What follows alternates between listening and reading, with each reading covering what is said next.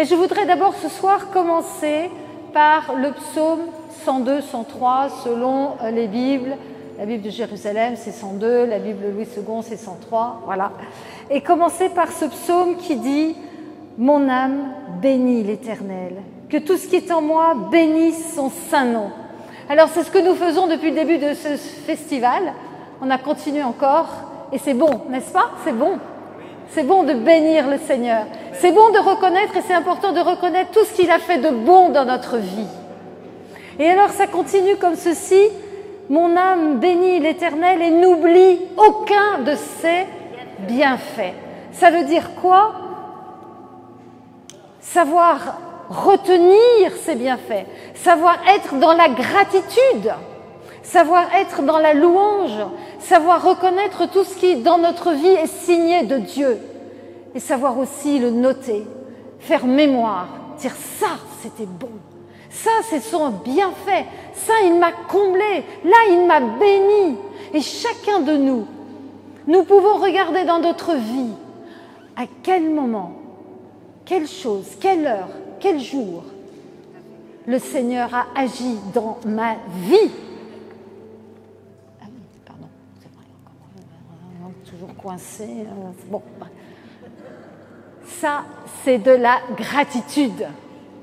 C'est important de s'entraîner à la gratitude parce que la gratitude ouvre à la louange. Moi, j'aime tous les matins, au petit matin, quand il y a le grand silence encore dans la maison, prendre mon classeur, mes papiers et noter « Merci Seigneur pour ». Quelquefois, c'est simplement le chant des oiseaux qui réjouit mes oreilles le matin. Mais ça peut être aussi une rencontre la veille. Quelque chose où je me dis, mais là, le Seigneur était là. Et de petite gratitude en plus grande gratitude, eh bien, ça bénit le Seigneur, on est béni. Et alors, ça chasse la sinistrose, ça chasse la déprime, ça permet de rester connecté à Dieu notre Père, qui est là aux cieux, qui nous veut du bien, qui nous veut du bien.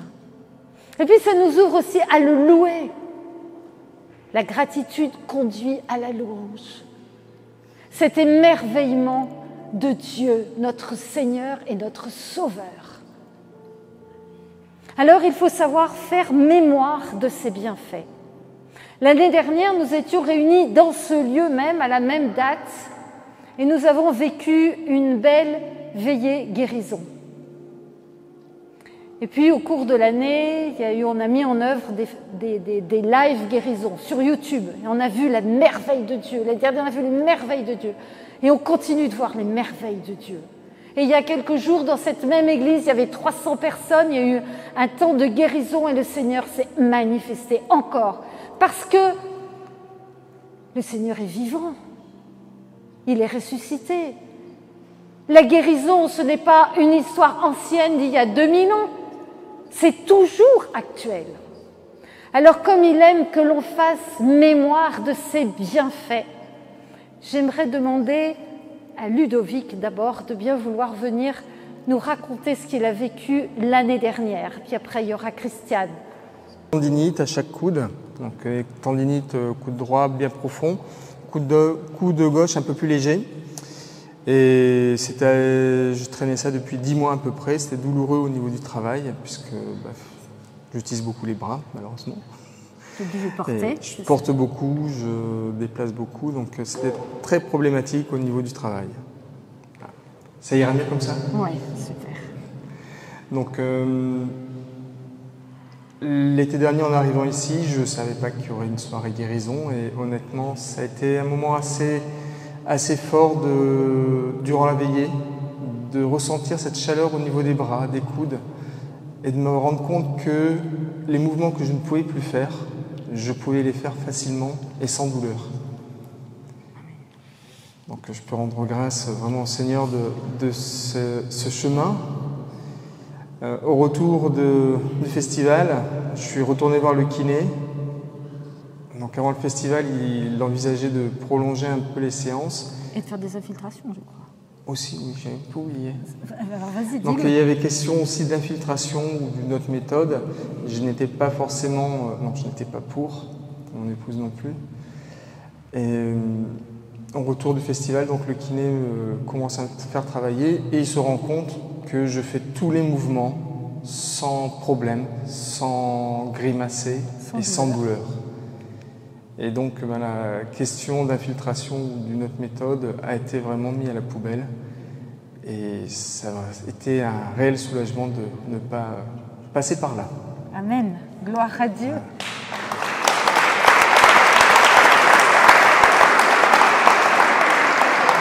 Et le dernier point que je voulais partager, c'est que durant la veillée, je ne sais plus si c'est toi ou N'importe. quelqu'un d'autre, a exprimé qu'on ne devait pas se faire voler la guérison et que si les douleurs pouvaient revenir, si une quelconque raison, il fallait vraiment prier le Seigneur, prier en son nom pour que cette guérison qu'on a reçue, qu'on puisse la conserver en son nom.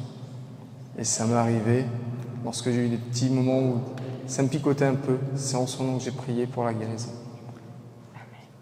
Amen. Bien fait. Merci Seigneur. Alors, je voudrais demander à Christiane, qui était là aussi l'année dernière, et qui a vécu, elle va nous raconter. Ça a été...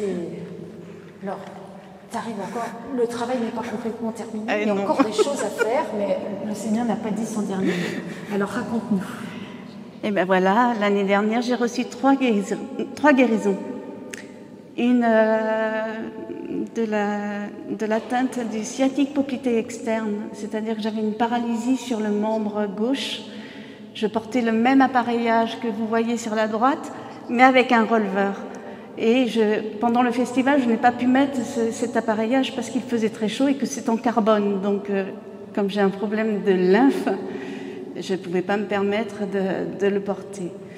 Et Hélène a eu une parole de connaissance qui m'a fait sourire, que j'ai pas pris pour moi parce qu'elle est allée voir d'autres intervenants pour dire est-ce que je le dis ou est-ce que je le dis pas, parce que c'était une douleur, que des personnes allaient être guéries de douleurs d'orteil.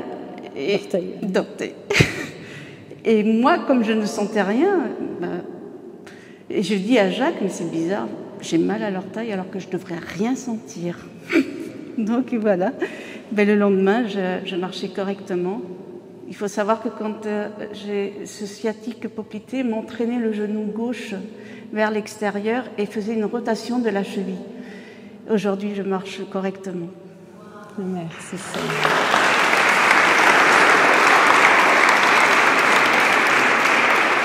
Mais le Seigneur ne s'est pas arrêté là.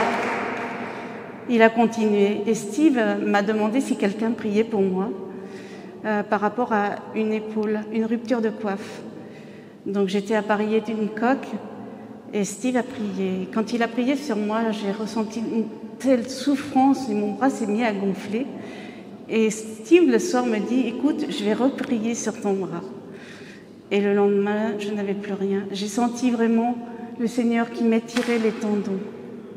Ça a été une souffrance énorme, mais voilà, aujourd'hui, je n'ai plus rien. Amen. Merci Seigneur.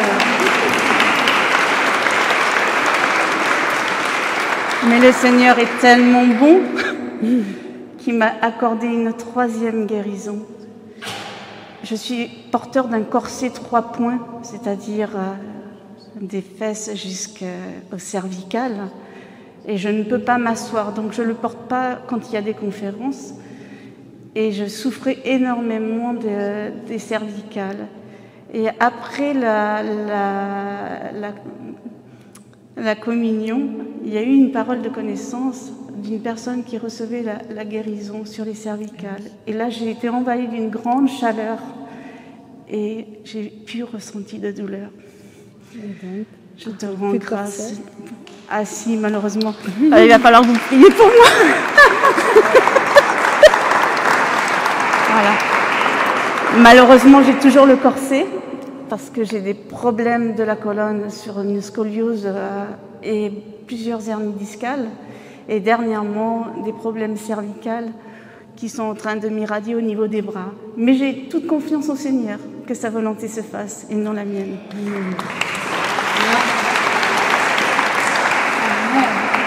Alors n'oublie aucun de ses bienfaits, et quand le Seigneur commence, il achève. Donc on regarde notre sœur Christiane à la fois dans l'action de grâce et dans la certitude que Dieu n'a pas terminé son œuvre dans son corps. Amen. Alors ça c'est voilà 2 exemples de guérison qui ont eu lieu l'année dernière.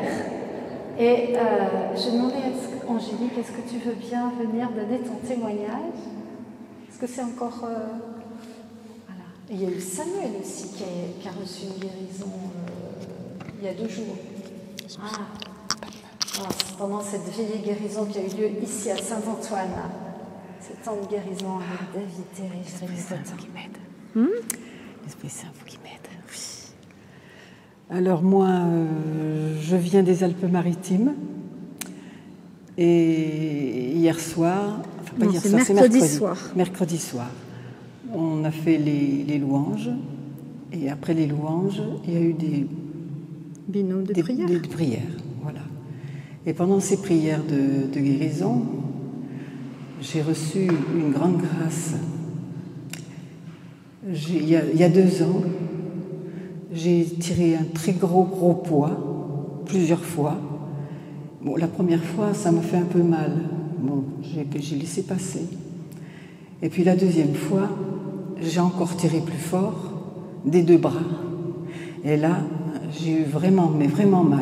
Vraiment mal. J'ai dit, bon, je ne peux plus, je le laisse, pas qu'elle a, je ne peux plus. Et puis, j'ai continué à avoir ce mal au bras, pensant que c'était pas grave, que c'était que musculaire.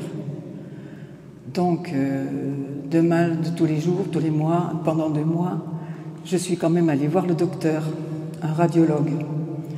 Et le radiologue m'a passé les radios. Et il m'a dit, bon, écoutez, madame, il faut que vous alliez voir votre médecin. Alors il m'a remis les radios, et mon médecin, en regardant les radios, il dit, écoutez, moi je ne peux pas vous soigner, je vais vous envoyer auprès d'un chirurgien. Alors 1 semaine après, je me retrouve chez le chirurgien, et le chirurgien me dit, madame, vous avez dans les bras, c'est inopérable. Vos tendons du dessus là sont cassés, littéralement cassés. J'ai dit, mais comment se fait-il que mes tendons soient cassés? Il me dit, parce que vous avez une fragilité, vous avez tellement peut-être travaillé, je ne sais pas ce que vous avez fait, mais vos tendons sont devenus comme de la dentelle. Et moi, je ne savais pas. J'avais mal au bras, mais je ne savais pas. Et j'ai tiré ce poids très très lourd, et ça m'a cassé les tendons, bien sûr. Alors je dis, comment je fais? Si c'est inopérable, qu'est-ce qui va m'arriver? Mais il ne me dit, rien du tout, madame. On va vous donner du tramadol ou quelque chose comme ça. Mais je dis, mais je ne vais pas prendre ça toute ma vie. Mais il me dit, vous serez obligé, bien obligé. Alors je m'en vais avec ma radio. Je dis, qu'est-ce que je vais faire avec ça? Alors je suis allée voir un kiné. Le kiné m'a fait pendant 2 mois des séances de kiné. Ça allait un peu mieux. Et comme ça allait mieux, alors je suis repartie chercher mes courses, tout ça. Et finalement, ça n'allait pas mieux. Alors le médecin m'a donné à faire des infiltrations. J'ai donc fait ces infiltrations, et puis de fil en aiguille, non, ça ne marchait pas. Alors j'ai dit, tant pis, je vais rester comme ça. Tant pis. Et puis là, je suis venue à ce festival de la miséricorde, et j'ai eu une chance, vraiment, le Seigneur est avec moi, parce que maintenant, mes bras, je ne pouvais pas le lever que comme ça. Maintenant, je fais comme ça. Amen. Bon.